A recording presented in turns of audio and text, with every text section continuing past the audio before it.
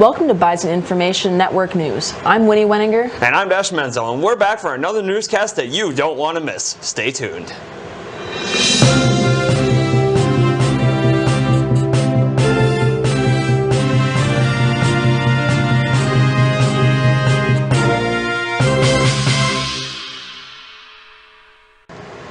Bradford Strand, a professor of health, nutrition, and exercise sciences, has received the Bernard S. Roddy Award from the University of New Mexico Alumni Association.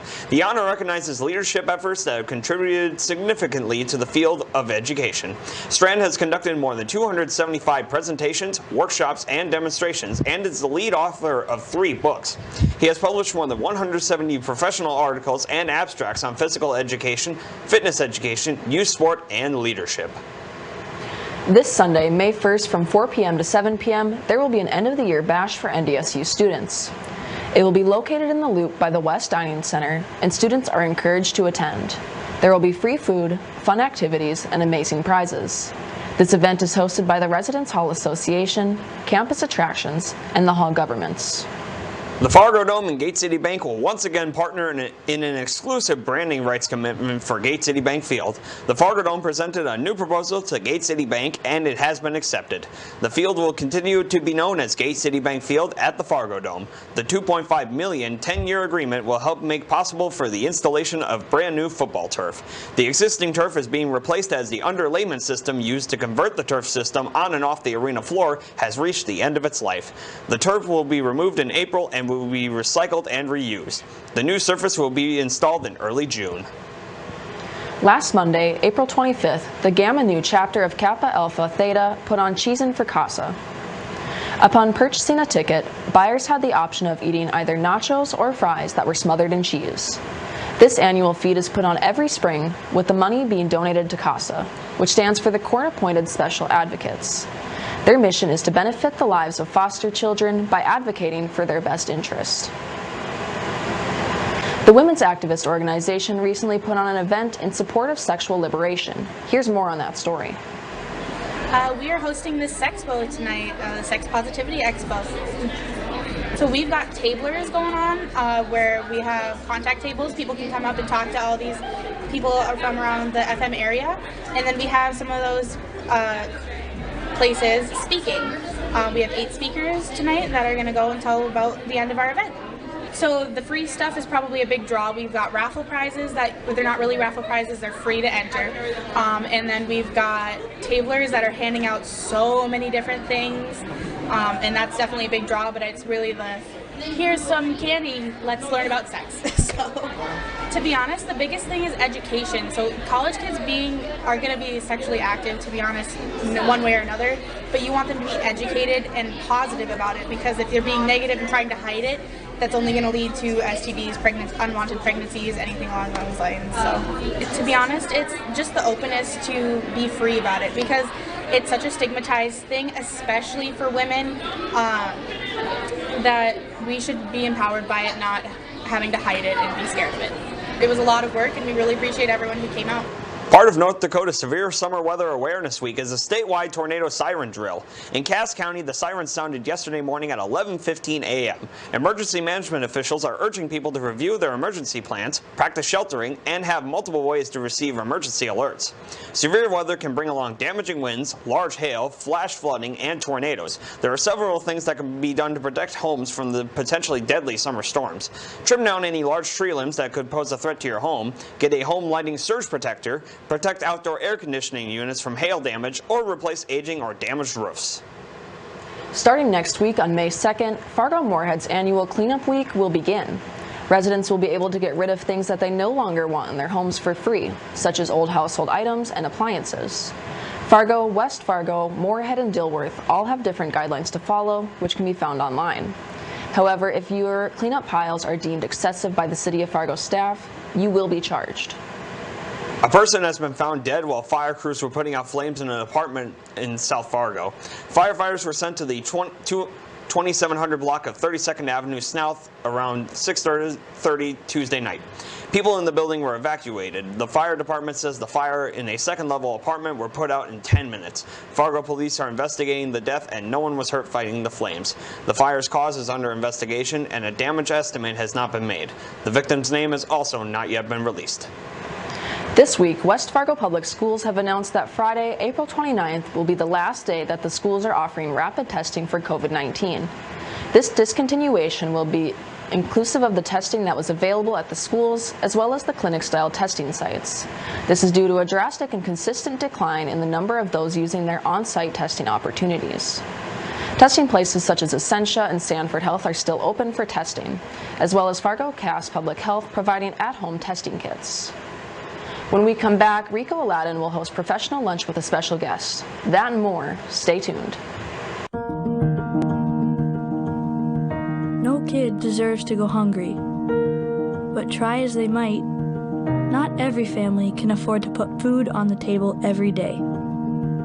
That's why the Great Plains Food Bank and their partner agencies work every day to bring food to our hungry neighbors. Every dollar donated can provide 4 meals for those in need. Go to greatplainsfoodbank.org and donate today, so no kid in North Dakota ever has to go hungry. My name is Becky Parker, and I'm a news anchor at WDAY-TV. I graduated from NDSU in 2010 with a degree in journalism, broadcasting, and mass communication technologies, and then I had an emphasis on broadcasting. Principles of broadcast production and advanced broadcast production. Those were favorites because they were the most relevant for career experience. You're calling people for interviews, you're writing an article. It doesn't just feel like an assignment, it's like actually doing it. I was the news director for the first full semester of the Bison Information Network. The BIN advisor here was very much invested in me to actually have a career in broadcasting. He helped me get my internship and my first job. The people in NDSU's Department of Communication are really interested and helpful in getting students the connections that they need in order to get a job beyond school.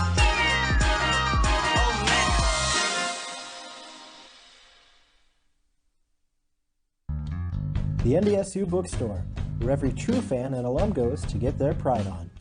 Gear up with a variety of high-quality t-shirts, sweatshirts, hats, and more.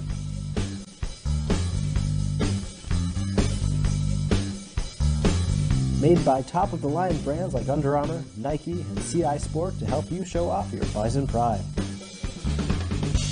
The NDSU Bookstore has everything you need in your 2 favorite colors, green and gold.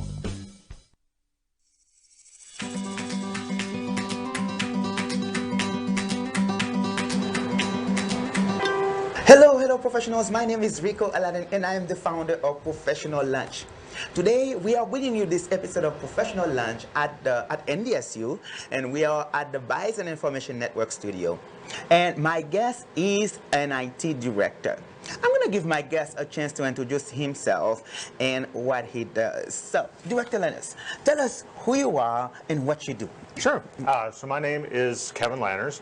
I am the IT director for, well, I guess the short answer is I'm the IT director for Wanzik Construction. But recently, Wanzik, or I should say our parent company, MozTech, has acquired a bunch of different companies, and they grouped them into logical organizations. So we're the Clean Energy and Infrastructure Group, and my team has kind of taken over IT now for 9 different companies in that group. So I'm technically the IT director for all 9, ranging from trying to remember Vancouver, Washington to Miami, Florida. So, and everywhere in between. So. Well, your hands are full. My hands are full, yes. Wow, man, we definitely want to talk to you because we want less experienced professional students that are either graduating with an IT degree right now to hear about what you have to say. And given what you say with for these companies, we want to know, you know, how is it going with the job? How, you know, what do you do at this job? Sure. So in my role, I oversee 2 different departments within our IS group. The service desk, which a lot of people are familiar with when you think about IT. It's the people you call when your computer's broken or you need a piece of software. Okay. So I oversee that team as well as our systems engineering team, which is made up of our developers, administrators, DBA. We have some Power BI developers. So I oversee both those teams and kind of manage the day-to-day of how we service our customers, as well as helping to coordinate the resources on my team as they execute on projects for the business. Absolutely. And I understand you teach also. Tell me a little bit about that. Yeah, so a few years ago, I got a call from a friend of mine that I worked with in the IT field. Yes. And he was moving into a new role at MSUM and asked me to take over one of his classes. Yeah. So I teach OM 395 Yes. at MSUM. It's Computer Applications for Technologists. So essentially, it's a course about Microsoft Office 365. So I focus on the technology, but I also focus on communication skills and how to use the technology to better interact in a professional environment. I think it's a very to me, and I'm not biased or anything, but I think it's a very important class for students who are, in college and perhaps, maybe using G Suite or just using technology on their phone to really understand these are the tools that are utilized in a workplace. Even simple things like checking someone's calendar before you schedule a meeting. Those are the types of skills I'm trying to get across to my students that are very important when you enter the workforce. Absolutely. So we're going to take a short break and we will be right back.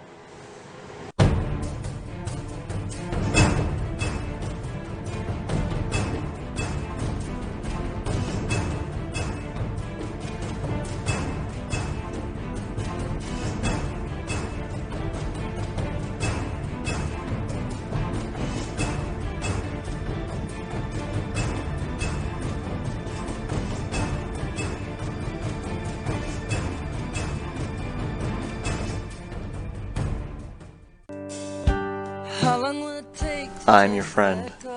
I am your coworker. I'm your neighbor. There's no set person that defines who needs help in North Dakota. I play cards with your grandmother every week. Hunger is becoming more and more widespread and more known because there are people standing up and saying, hey, this can't happen. We can't be having this in our state, in our community. I sit next to you in math class. So it's proving that they're learning better and they're not coming to school so hungry on Monday morning. We're engaging them and we're helping them learn. I mean, people want to help their fellow citizens, and in this food bank, in this agency, that is exactly what's happening, is people really, truly care. I'm here. I'm here to change the faces. I'm here to change the faces of hunger. One kid, one mentor, plus one moment can unlock limitless potential. One heart-to-heart, one inside joke. 30,000 youth are waiting. Be there for one of them. It's time. Become a big today.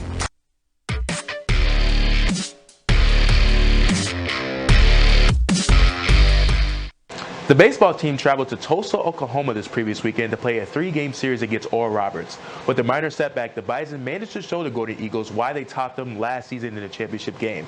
They lost the first game on Friday 10-4, but then came back on Saturday for a doubleheader in which they found success. NDSU won the first game 2-1 after scoring late in the 7th inning after being tied for 3 straight innings. The Bison came back and won the final game of the series 10-2. In this game, they turned up the heat, scoring 7 runs in just the first 2 innings. They are back at it tomorrow at 3 p.m. facing SDSU for a 3-game series in Brookings, South Dakota. The softball team had a tough weekend, not only with conference leader SDSU, but also with the weather. On Saturday, they had a doubleheader, losing the first game 8-1, in which they went into 3 extra innings. They were tied 1-1 in the 9th inning, but when they got to the 10th, SDSU caught fire, scoring 7 runs. During the bottom half of the inning, The game was paused more than 2 hours due to tornado warnings and lightning delays. When they returned, the lead was too much for the Bison to come back from.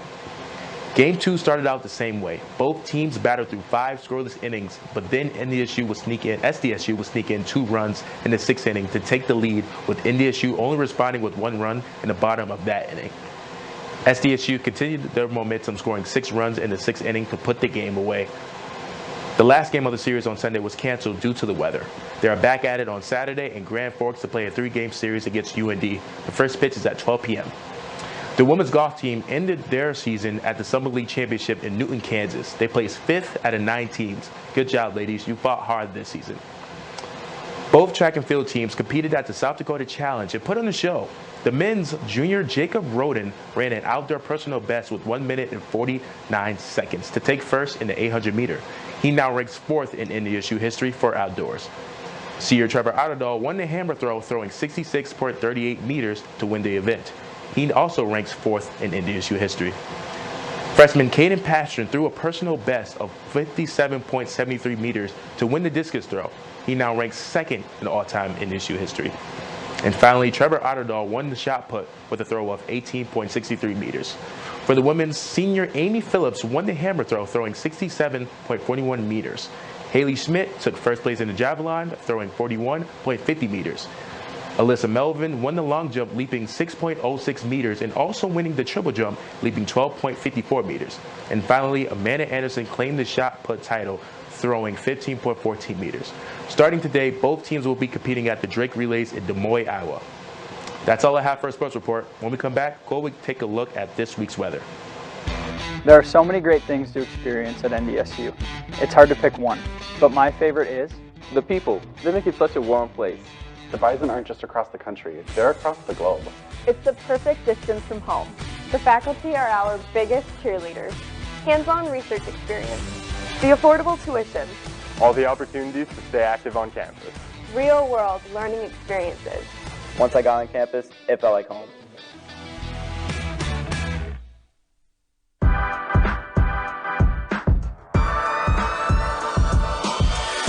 My name is Addie Stewart, and I graduated from NDSU in the Department of Communication in 2018. My degree was in strategic communication, and I'm the communications specialist for the city of West Fargo. That includes social media, press releases, breaking news, interviews, media relations, and more.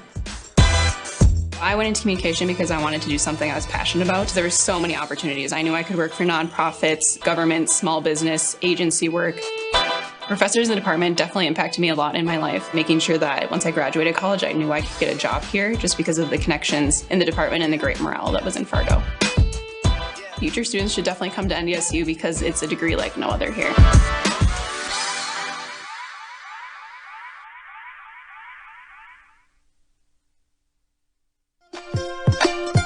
The NDSU Bookstore has everything you need to show off your Bison pride. The bookstore can have you sporting green and gold wherever you go. It offers many different brands, sizes, styles, and selection so that you find exactly what you're looking for. Shop the NDSU Bookstore and show your spirit today.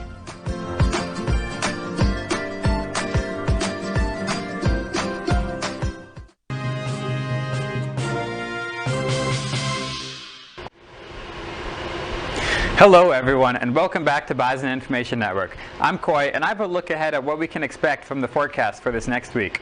Starting with tomorrow, we'll kick off another rainy weekend again. We'll have some light rain in the morning, and that will shift into some more steady rain as we move throughout the day. On Saturday, we actually have a 100% chance of rain during the day, but we shouldn't see any freezing rain as temperatures will stay above that freezing degree mark, with a low of 39 degrees. On Sunday, we have a 60% chance of rain, but it won't be as heavy as the previous days, if we do end up seeing some rain at all. In addition to being May Day, Sunday is also my sister's birthday, so happy 16th birthday, Cree. On Monday, the rain will finally stop, but we'll still see some overcast skies during the whole day with a high of 46 and a low in the mid-30s. Tuesday will be another overcast day with a slight chance of some rain. And Wednesday is no different, with another day with lots of cloud cover and a slight chance of some rain again. And on Thursday, we'll finally get some sunshine peeking out from the clouds again with a high of 55 degrees and a low of 48. So as you can see, we have lots of moisture and lots of clouds throughout this next week. Well, that's all we have for weather this week. If any of you watching at home see any interesting weather in your area, then be sure to grab a photo or video and send it our way. You can submit your photos or videos online at www.ndsubin.com/news. In addition, be sure to follow Bison Information Network on social media to stay up to date with the latest on-campus news throughout the week. Well, that's all for our show today. Thank you all for watching, and have a great night.